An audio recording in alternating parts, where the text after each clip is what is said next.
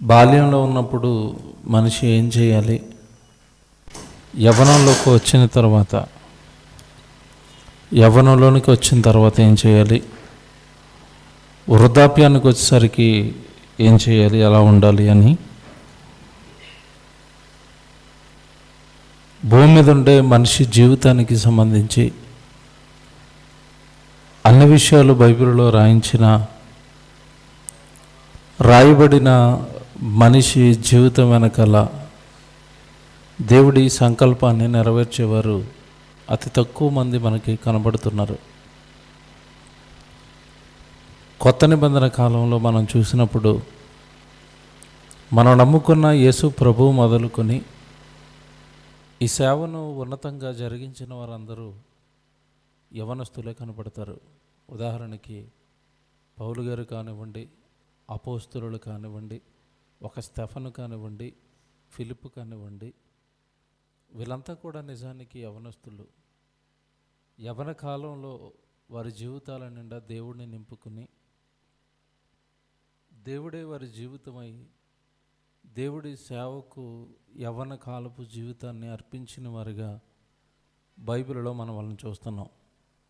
కానీ ఈరోజు యవనస్తుడు ఎందుకు దేవుడి దగ్గరికి రాలేకపోతున్నాడు? ఈరోజున్న యవనస్తుడు ఎందుకు దేవుడికి దూరం అయ్యాడు? ఈరోజున్న యవనస్తుడు దేవుడిని పట్టించుకోకపోవడానికి గల ప్రధాన కారణాన్ని ఒకటి ఈరోజు మీతో చెప్పాలని ఆశపడుతున్నాను. దేవుని పిల్లలరా, ప్రారంభం నుండి కూడా దేవుడికి ఏది ఇష్టమో దానిని నాశనం చేయటమే సాతానికి ఇష్టం.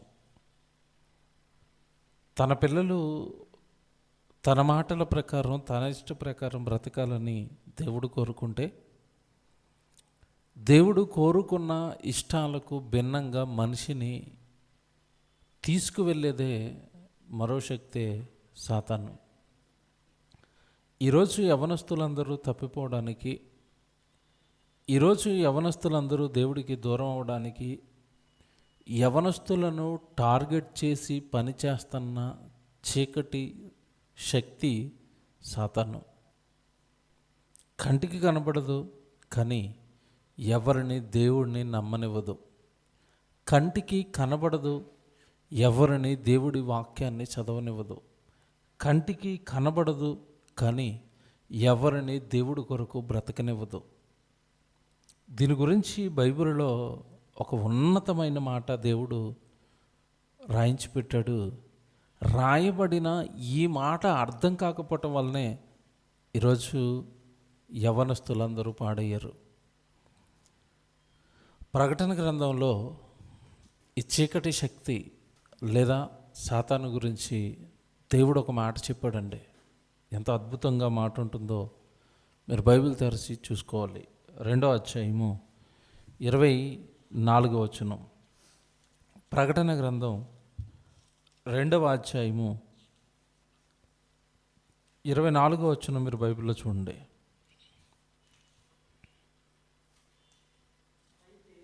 అయితే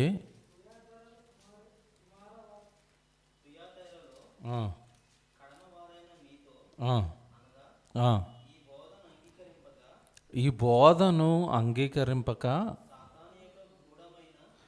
సాతాను యొక్క గూఢమైన సంగతులను ఎరుగమని చెప్పుకొని వారందరితో నేను చెప్పున్నదేమనగా అన్నాడు.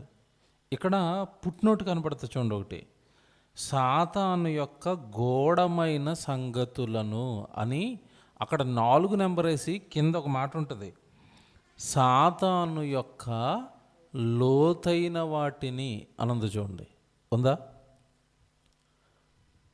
సాతాను యొక్క లోతైన వాటిని అన్నాడు. అంటే సాతాను అనగానే ఈజీగా దొరికిపోయేవాడు కాదు, సాతాను అనగానే ఈజీగా అర్థమయ్యేవాడు కాదు. సాతాను గురించి నిగూఢమైన రహస్యాలు, వాడిని పట్టుకోవటం అంత ఈజీ కాదు. వాడు నీ దగ్గరికి ఏ రూపంలో వస్తున్నాడో గమనించుకోవటం అంత ఈజీ కాదు. చక్కగా దేవుడిలో ఎదుగుతున్న వ్యక్తిని, దేవుడి కొరకు బ్రతుకుతున్న వ్యక్తిని, బైబిల్లో దేవుడే జీవితం అనుకున్న భక్తుల్ని సైతం వాడు మాయ చేసి వాడి మాటలతో, వాడి చేష్టలతో, వాడి ప్రేరేపణలతో భక్తులుగా పిలువబడుతున్న వారిని సైతం అప్పుడప్పుడు తప్పు చేయించిన వాడిగా బైబిల్ చరిత్రలో వాడి యొక్క రహస్యాలు మనం ఎరిగాం. దేవుని పిల్లలరా, ఈరోజు యవనస్తులంతో దేవుడికి దూరం అవడంలో ప్రధాన పాత్ర పోషిస్తున్నది ఇదే సాతాను.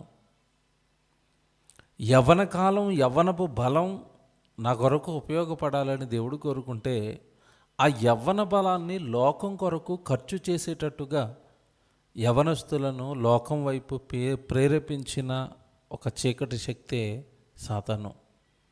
ఇక్కడ ఒక విషయాన్ని యోహాను గారు ప్రకటన గ్రంథంలో చెప్తున్నాడు. సాతాను యొక్క లోతైన సంగతులు మనం గ్రహిస్తేనే కానీ నిలకడగా దేవుడిలో నిలబడటం కష్టం అని చెప్తున్నాడు. ఈరోజు యవనస్తులందరూ దేవుడికి దూరం అయ్యారు అంటే కారణం ఒకటే, అందరూ దాని ఉచ్చులో చిక్కుకున్నారు, అందరూ దాని మాయలో చిక్కుకున్నారు. దేవుడు ఈ జీవితాన్ని ఎందుకు ఇచ్చాడో అర్థం కాలేదండి. ఈ జీవితాన్ని దేవుడి కొరకు పణంగా పెట్టాలన్న సంగతి అర్థం కాలేదు. బైబిల్లో యవనస్తులు ఒకలా బ్రతికితే ఈరోజున్న యవనస్తులు మరొకలా బ్రతుకుతున్నారు. కారణం సాతాను మాయలో ఈరోజు యావత్తు యవ్వన సమాజాన్ని తెయ్యి ఉంచింది. ఈరోజు మీరు చూడండి, బైబిల్లో ఉన్న యవ్వన కాలపు భక్తులు దేవుడి కొరకు ప్రాణాలు ఇవ్వడానికి సిద్ధపడ్డారు. కానీ ఈరోజున్న యవ్వనస్తుల్ని ఎలా తయారు చేసింది అంటే, ప్రేయసు కోసం చచ్చిపోవడానికి యవ్వనస్తుడు ఈరోజు సిద్ధం. ఆమె ప్రేమ అంగీకరించకపోతే చచ్చిపోతాడు. ఇతడు ప్రేమించిన యువతి మరొకరిని వివాహం చేసుకుంటే చచ్చిపోతాడు. పరీక్షలో ఫెయిల్ అయితే చచ్చిపోతాడు. తల్లిదండ్రుల మాట అంటే చచ్చిపోతాడు. చూసారా? అంటే ఈ మధ్యకాలంలో మీరు ఒక చావు చూసారండి. సినిమా యాక్టరు ఏమండి, ధోనికి సంబంధించిన పిక్చర్లో కూడా యాక్ట్ చేశాడు. సుశాంత్ ఏదో పేరు, బాలీవుడ్ యాక్టర్ అండి. అతను ఎందుకు చనిపోయాడు? యవ్వనస్తుడు, యవ్వన కాలంలో ఉన్నాడు. సూసైడ్ చేసుకుని చనిపోయాడు. ఒక యవ్వన కాలంలో ఉన్న యవ్వనుడు. అతన్ని ఆత్మహత్య వైపు ప్రేరేపించింది ఏంటి మీరు ఆలోచించండి. అతనుకున్న పరిస్థితులు ఎవరు కల్పించారు? ఆ పరిస్థితులు ఎవరు ప్రేరేపించారు అతన్ని చావు వైపు? దేవుడి కొరకు చావాల్సిన యవనస్తుడిని లోకంలో ఉండే రకరకాల పరిస్థితుల కొరకు చచ్చిపోయేటట్టుగా ప్రేరేపించిందండి. ఎందుకంటే ఆ చావు ఏదో దేవుడి కొరకు చేస్తే పరలోకానికి వెళ్ళిపోతాడు. ఎవరు పరలోకం వెళ్ళటం సాతానికి ఇష్టం ఉండదు. కనుక ఈరోజున్న సమాజాన్ని మనం చూస్తున్నప్పుడు ప్రతి యవ్వనస్తుడిని ఒక భ్రష్టుడిగా మార్చిందండి.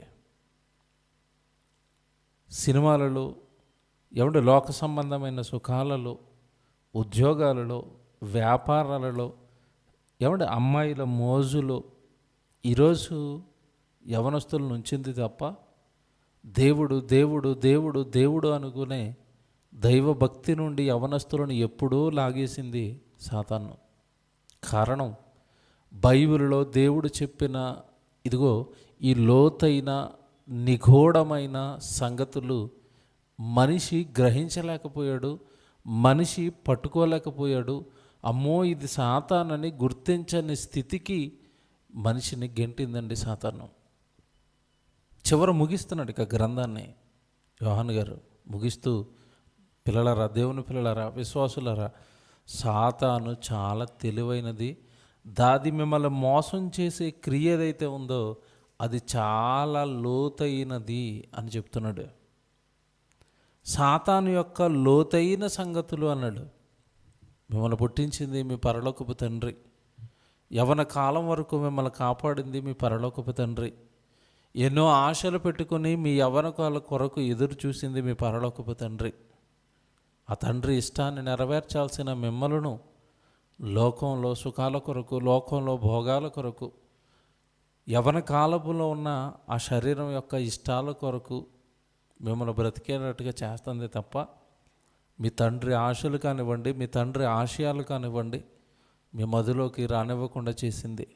దేవుని పిల్లలరా, ఈరోజు సాతాను చేస్తున్న మాయ, సాతాను చేస్తున్న ఈ ఘోరాల నుండి తప్పించుకోవాలంటే ఒకటే మార్గం. యవ్వన కాలంలో నిండు హృదయంతో దేవుడి వాక్యాన్ని అంగీకరించాలి. యవ్వన కాలంలో నిండు హృదయంతో దేవుడి వాక్యాన్ని చదువుతూ ఉండాలి. ఎప్పుడు వాక్యంలో ఉంటేనే తప్ప, ఎప్పుడు దేవుడి పనిలో ఉంటేనే తప్ప యవ్వన కాలపు జీవితాన్ని అదుపులో పెట్టుకుని దేవుడి కొరకు బ్రతకటం చాలా కష్టం. ఎందుకంటే ఒక పక్క శరీరమే మీతో తప్పు చేయించే అవకాశాలు ఎక్కువగా మీకే ఉన్నాయి. మీ శరీరమే మీతో తప్పు చేయించే అత్యంత ప్రమాదకరపు స్థాయి లేదా దశ యవ్వన కాలపు దశ అండి. మీకు తెలియకుండానే మీ శరీరం మీతో తప్పు చేయిస్తుంది. మీకు తెలియకుండానే మీ శరీరం మిమ్మల్ని పాపం వైపు ప్రేరేపిస్తుంది. అత్యంత ప్రమాదకరమైన దశ అండి యవ్వన కాలపు దశ. దీనికి తోడు సాతాను ఉచ్చులో కనుక మీరు చిక్కుకున్నారా, మొదటి శత్రువైన శరీరం, రెండవ శత్రువైన సాతాను, ఈ రెండింటికి మీరు ఎప్పుడైతే దొరికిపోయారో మీకు మీ జీవితం అనేది నెమ్మదిగా నాశనం వైపు పరుగులు పెడుతుంది. అది గమనించి చెబుతున్నాడు ఈ మాట. సాతాను చాలా లోతైంది. సాతాను పైన మీకు దొరికేది కాదు. సాతాను అనగానే ఏదో మీకు కనబడే చీకటి శక్తి కూడా కాదు. ఏమండి, ఈరోజు సమాజంలో దెయ్యం గురించి చెప్పారు. ఏమని చెప్పారు? దెయ్యం అంటే భయపెట్టేదని చెప్పారు, సమాధిలో తోటలో ఉంటుందని చెప్పారు. దెయ్యం గురించి పూర్తిగా ఎవరు చెప్పారు చెప్పండి? అది దెయ్యం కాదు. ఎందుకు? చనిపోయిన వారు ఎవరు కూడా తిరిగి మరలా భూమి మీదకి రావడానికి అవకాశమే లేదు. ఎందుకు? మరణించిన ప్రతి ఒక్కరూ ఎక్కడికి వెళ్ళిపోవాలని దేవుడు నిర్ణయించాడు? మృతుల లోకం, పాతాళ లోకానికి వెళ్ళిపోవాలి. శరీరంలో ఉండగా మన ఇష్టం తప్ప ఎక్కడికి వెళ్ళాలంటే అక్కడికి వెళ్ళొచ్చు. ఏమంటే ఈరోజు ప్రార్థనలో ఉండాలంటే ప్రార్థనలో ఉండొచ్చు, లోకంలో ఉండాలంటే లోకంలో ఉండొచ్చు. ఎప్పుడు ఈ ఇష్టం? మనం శరీరంలో ఉండగా. కానీ శరీరాన్ని ఎప్పుడైతే విడిచిపెట్టామో మన ఇష్టాలు ఏవి కూడా అప్పటిక నెరవేరవు. ఆత్మ పూర్తిగా దేవుడి అధీనంలోనికి వెళ్ళిపోతుంది.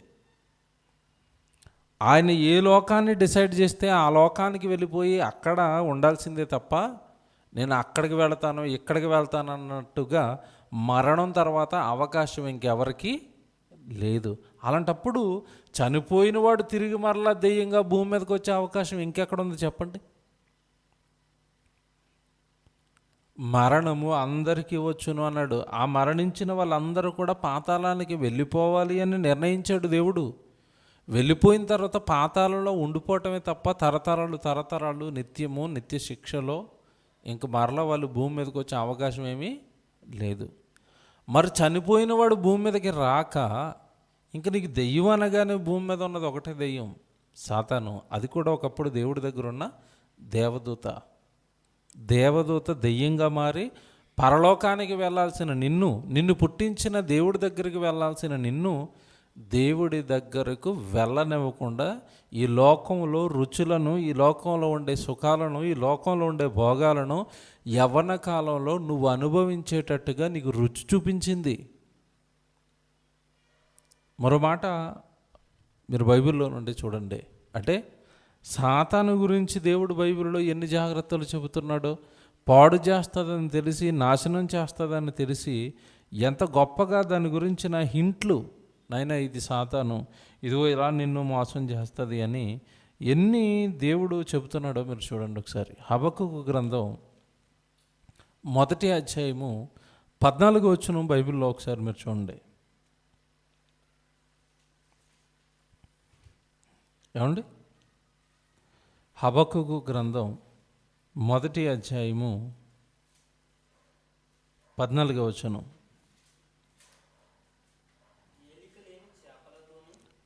ఏలికలేని చేపలతోనూ ప్రాకు పురుగులతోనూ ఉమ్. ఇక్కడ మీరు చూడండి, వాడు అన్నాడు చూసారా, వాడు గాలము వేసి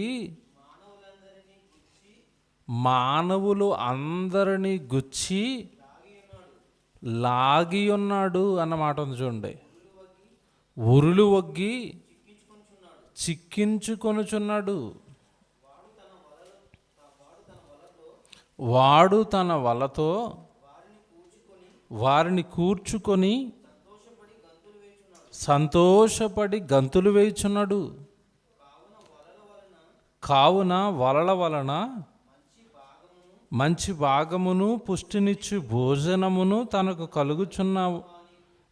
కలుగుచున్నవని వాడు తన వలలకు బలులను అర్పించుచున్నాడు, తన ఉరులకు ధూపం వేయుచున్నాడు. వాడి గురించి ఎన్ని మాటలండి దేవుడు రాయిస్తున్నాడు. సాతాను 14వ వచనంలో, ఏమండి మీరు కిందకి వెళ్ళేసరికి ఒక మాట చెప్పాడు 15వ వచనంలో, వాడు గాలము వేసి మానవులందరినీ గుచ్చి లాగి ఉన్నాడు అన్నాడు చూడండి.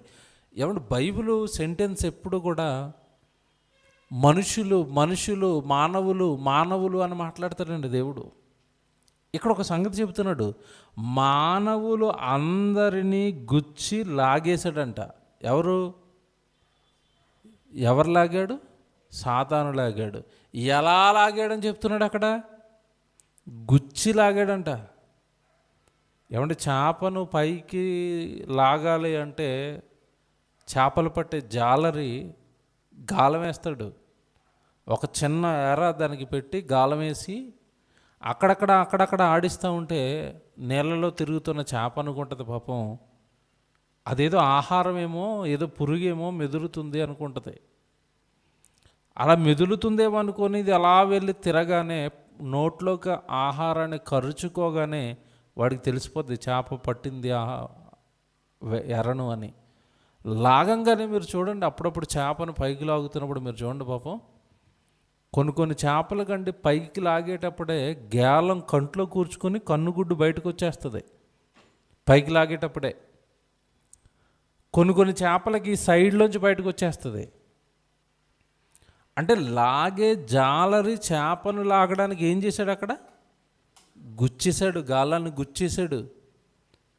ఏమండి ఈరోజు మీరు బాగా పర్టికులర్గా ఈ సందర్భాన్ని ఆలోచించాలి.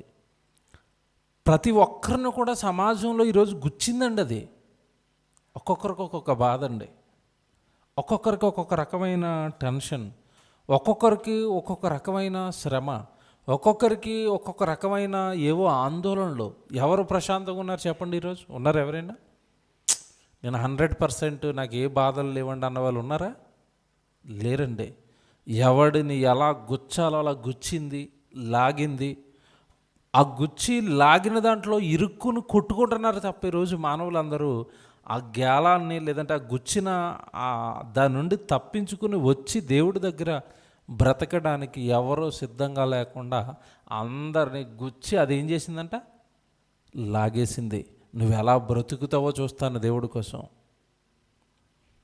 నువ్వు ఎలా వెళతావో చూస్తాను దేవుడి దగ్గరికి, నువ్వు ఎలా ఇస్తావో చూస్తాను దేవుడికి, నువ్వు ఎలా నీ జీవితాన్ని దేవుడికి ఇస్తావో నేను చూస్తాను, ఎలా నువ్వు దేవుళ్ళు ఎదుగుతావో చూస్తాను నేను. గుచ్చి లాగుతాను. లాగిందండి ఇలాగా. ఈరోజు యవ్వన సమాజాన్ని చూడండి, ఎంత బాధ అండి వాళ్ళ జీవితాలు చూస్తుంటే. ప్రస్తుతం అండి సినిమాలలో యాక్ట్ చేస్తున్న సినిమా హీరోలు, తర్వాత హీరోయిన్స్, వాళ్ళందరూ కూడా డ్రగ్స్కి అలవాటు పడిపోయారని వార్త వింటున్నాం, మనం చూసాం కదండి.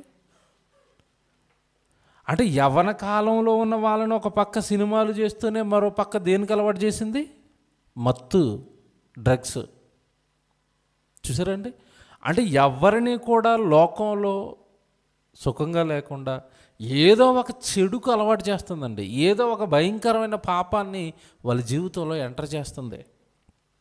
ప్రశాంతంగా ఉండనివ్వకుండా మనుషుల్ని చేసిందండి, గుచ్చింది. ఏదో ఒక రకమైన పాపంలో వాళ్ళని ఇరికించింది. ఈరోజు అక్కడే కొట్టుకోవాలి. అప్పుడప్పుడు మీరు గ్రామాల్లో చూసినప్పుడు అండి, ఈ చేపలు పట్టే జాలర్లు ఏం చేస్తారంటే ఎర్ర పెట్టేసండి, గాలాన్ని అందులో పెట్టేసి ఏదైనా చెట్టుకు కట్టేసి ఇంటికి వెళ్ళిపోతారు వాళ్ళు. మరలా పొద్దున్న వస్తారు అక్కడికి.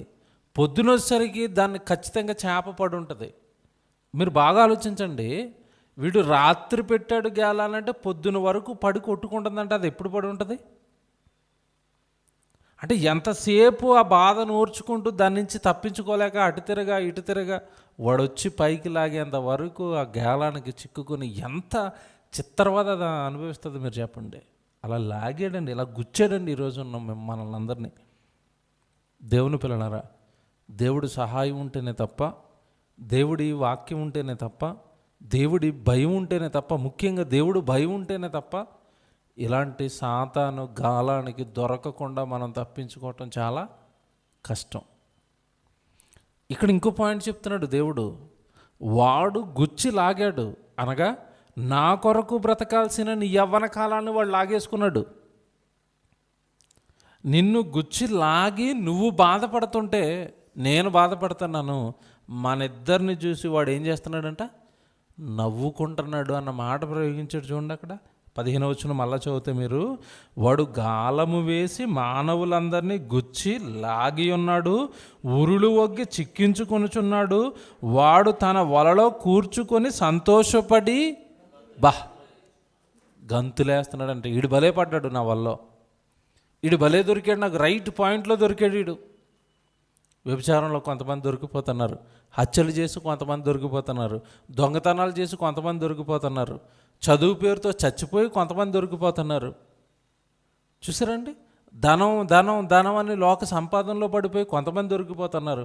అలా మొత్తం మీద అందరిని వాడు ఏదో ఒక రూపంలో దేవుడి కొరకు బ్రతకకుండా లాగి వలలో వేసుకుని ఏం చేస్తున్నాడంట?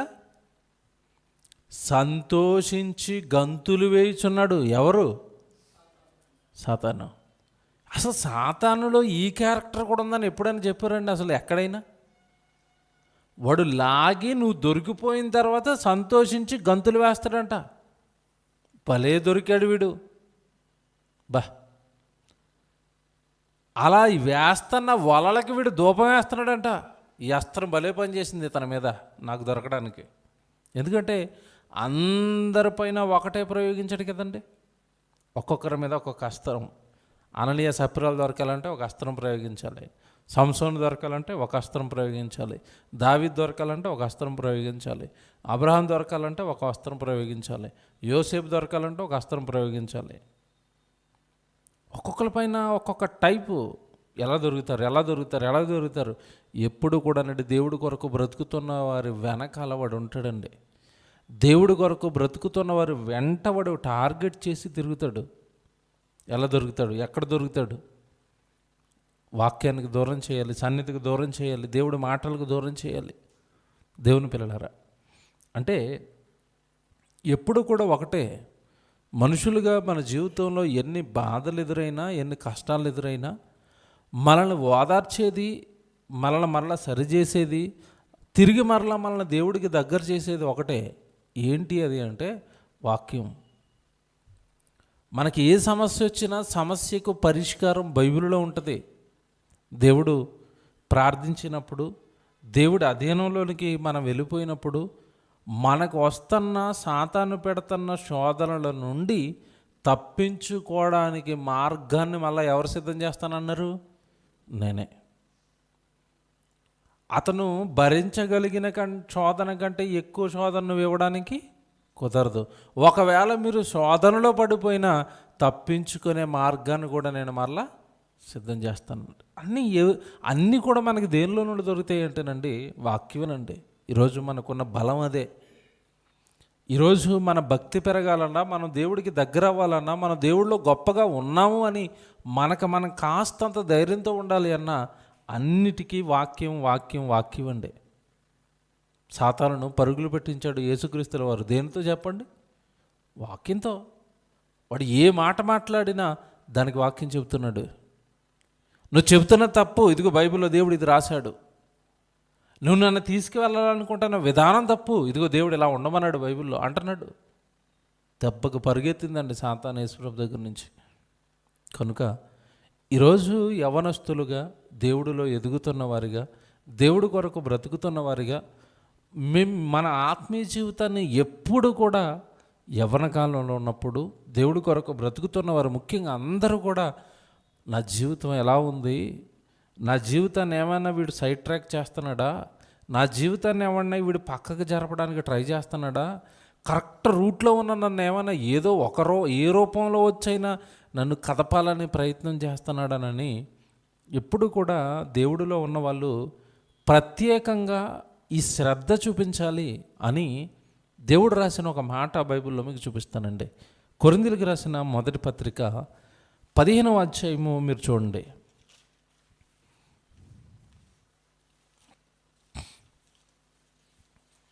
కొరింథీయులకు రాసిన మొదటి పత్రిక 15వ అధ్యాయము 58వ వచనం మీరు చూడండి. కొరింథీయులకు రాసిన మొదటి పత్రిక 15వ అధ్యాయము 58వ వచనం మీరు చూస్తే, కాగా నా ప్రియ సహోదరులారా, మీ ప్రయాసము ప్రభువునందు వ్యర్థము కాదని ఎరిగి స్థిరులును అన్నాడు. చూడండి, అక్కడ చాలా మోస్ట్ వ్యాలిడ్ దేవుడు చెప్తున్న పాయింట్స్ అండి ఇవి. మీరు స్థిరులును, తర్వాత కదలని వారును అన్నాడు. ఈ రెండు ఎందుకు మెన్షన్ చేశాడు? మీరు స్థిరంగా ఉండాలి, కదలకుండా ఉండాలి అని ఎందుకు మెన్షన్ చేస్తున్నాడు ఇక్కడ అంటే, దేవుడి పనిలో ఉన్న వాళ్ళని ఎవరు కదుపుతారు? సాతాను కదుపుతుంది. మీరు స్థిరులును కదలని వారును, కదలకూడదు దేవుడి పనిలో నుంచి, కదలకూడదు దేవుడి సన్నిధిలో నుండి, కదలకూడదు దేవుడి మాటల్లో నుండి. కదిలారా నెమ్మదిగా నెమ్మదిగా నెమ్మదిగా మనల్ని మార్గం తప్పిస్తుంది. ఎన్ని శోధనలు వచ్చినా, ఎన్ని కష్టాలు వచ్చినా, అది మనల్ని ఎన్ని బాధలకు గురి చేయాలనుకున్నా ఎప్పుడు కూడా మన దృష్టి దేంట్లో ఉండాలో చెప్తున్నాడు. తర్వాత పాయింట్లో, మీరు స్థిరులును కదలని వారును ప్రభువు కార్యాభివృద్ధి యందు ఎప్పటికీ ఆసక్తులై ఉండండి. అబ్బా, ఇదండి మోస్ట్ పాయింట్, వ్యాలిడ్ పాయింట్ ఇది. మీరు ఎప్పటికీ కూడా దేని మీద మీ దృష్టి ఉండాలి అంటే, ప్రభువు కార్యాభివృద్ధి యందు, ప్రభు కార్యాలు అభివృద్ధి చెందాలి, దేవుడి పని డెవలప్ అవ్వాలి. అందులో నా పాత్ర ఏంటి, నేను ఏ పాత్ర పోషిస్తే దేవుడు పని డెవలప్ అవుతుంది అని దేవుడిలో, దేవుడి పనిలో, వాక్యంలో కదలని వారిగా ఉండండి. కారణం ఏంటంటే, దేవుడి పనిలో ఉన్న వాళ్ళే సాతానుకి టార్గెట్. వాడు వస్తాడు, గెలం వేస్తాడు, ఊరిలో వగ్గుతాడు, వలలేస్తాడు, ఏదో ఒక రకంగా మనల్ని కదుపుతాడు దేవుడి పనిలో నుండి అంటున్నాడు. కాబట్టి యవనస్తులుగా, మరి దూర ప్రాంతాలలో ఆన్లైన్లో ఉండి వాక్యం వింటున్నా మీరు అందరూ ఆలోచించండి. యవ్వన కాలమే దేవుడు ఇచ్చింది అయితే ఆ యవ్వన కాలాన్ని దేవుడికి ఇవ్వనివ్వకుండా చేసింది. కాస్త మీరు ఏదో దేవుడి పైన భక్తితో అప్పుడప్పుడు దేవుడి దగ్గర ఉండాలి అన్న ఉండకుండా కదిలిపోయేవారుగా, స్థిరత్వం లేనివారుగా ఏమండి ఈరోజు యవనస్తులందరినీ కూడా నాశనం చేసిందండి సాతాను. ఎంత బాధపడతాడండి దేవుడు. పెరిగిన పంట మీద రైతుకి ఎంత ఆశ ఉంటుందో, పెరిగిన యవనస్తుడు ఎడల దేవుడికి అంతే ఆశ ఉంది. పంట వచ్చింది, ఇంకా పంట కోద్దాము, ఇంకా 2 రోజులైతే నేను పంట కోసేస్తాను, నేను పడిన కష్టం అంతా నేను పంట రూపంలో చూసుకుందాము అని అనుకునే టైంకి వర్షం వచ్చి పంట అంతా నాశనం అయిపోయింది అనుకోండి. రైతు గుండె పగిలిపోతుంది. రైతు గుండె నుండి ఆవేదన, కొన్ని నెలలుగా కష్టపడ్డా నీ పంట కోసం, చేతికి దక్కుతుంది అనుకున్నాను, నాశనం అయిపోయిందని ఏమండి పాడైపోయిన పొలం దగ్గర చూసి కుప్పకూలిపోతాడండి రైతు. మీరు చూడండి కావాలంటే రైతుల్ని. పొలం ఎప్పుడైతే పంట నాశనం అయిందో చూడగానే అక్కడికక్కడే కుప్పకూలిపోతాడు. చేతికి వస్తుంది అనుకున్నాను, నాశనం అయిపోయింది అని. ఈరోజు యవ్వన సమాజం అంతా దేవుడిని గొప్ప చేయాలి, దేవుడి గురించి మాట్లాడాలి, దేవుడి గురించి కష్టపడాలి, దేవుడి గురించి పని చేయాలి. ఆ యవ్వన బలాన్ని దేవుడికి ఇవ్వాలి. దేవుడికి ఇవ్వాల్సిన ఆ యవ్వన బలం, ఆ పంట ఈ లోకం కొరకు బ్రతుకుతుంటే, సుఖాలలో ఉంటే, భోగాలలో ఉంటే, పాపాలలో ఉంటే, ఈ యవ్వన కాలం గురించి ఎదురు చూసిన పరలోకపు తండ్రి ఎంత ఆవేదన చెందుతాడు, ఎంత బాధపడతాడు మీరు ఆలోచించండి ఒకసారి. వద్దండి, యవ్వనుడాన్ని యవ్వన కాలం అందు సంతోషపడుము అన్నాడు. నీ హృదయం కోరుకున్న దాని ప్రకారం సంతుష్టిగా ఉండనిమ్ము అన్నాడు. ప్రసంగి గ్రంథం 12వ అధ్యాయం చెప్తున్నాను నేను. అయితే దేవుడు వీటన్నిటిని బట్టి నిన్ను తీర్పులోనికి తెచ్చునని మాత్రం నువ్వేం చేయాలన్నాడు? జ్ఞాపకం ఉంచుకో అన్నాడు.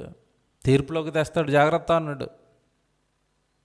నేను చాలాసార్లు ఒక పాయింట్ చెప్తూ ఉంటానంటే, పాపం అనేదంట భలే మెన్షన్ చేశారండి మధ్యకాలంలో. పాపం క్రెడిట్ కార్డు లాంటిదంట.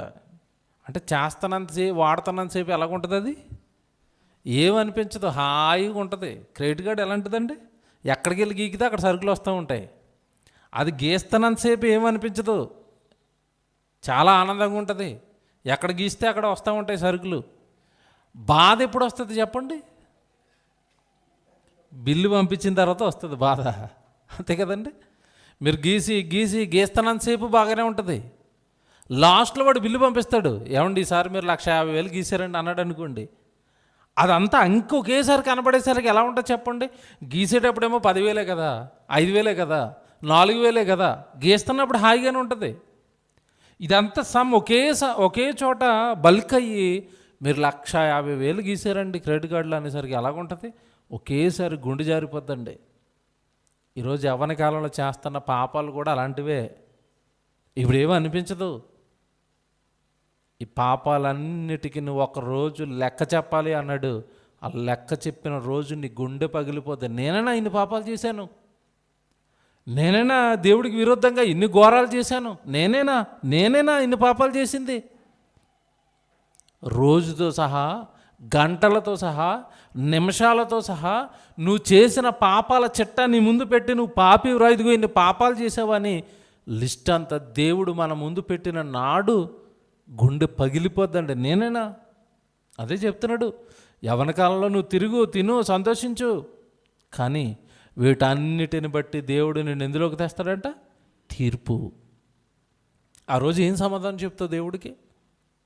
దేవుని పిల్లలారా, శరీరపు మాయలో నుండి బయటికి రండి, లోక మాయలో నుండి బయటికి రండి. ముఖ్యంగా వీటన్నిటిని మాయ చేసి మిమ్మల్ని దేవుడిలో నుండి లాగింది సాతానని జ్ఞాపకం పెట్టుకోండి. వాక్యంలో ఉండండి, ప్రార్థనలో ఉండండి, దేవుడిలో ఉండండి. ముఖ్యంగా దేవుడి పనిలో ఉండండి. దేవుడి పనిలో మీ కాలాన్ని గడపండి. దేవుడిలో ఉండండి, దేవుడి పనిలో ఉండండి. వాడు ఎక్కడొస్తాడండి మీ దగ్గరికి? దేవుడి పనిలో ఉండటం మనకి చాలా రక్షణది. మీ దగ్గరికి రాడు మీరు దేవుడి పనిలో ఉంటే. పని నుంచి పక్కకు జరిగారా, దొరికారు వాడికి. కాబట్టి ఆలోచించండి, దేవుడి కొరకే బ్రతకండి, బాగా వాక్యం నేర్చుకోండి. ప్రార్థన చేసుకుందాం.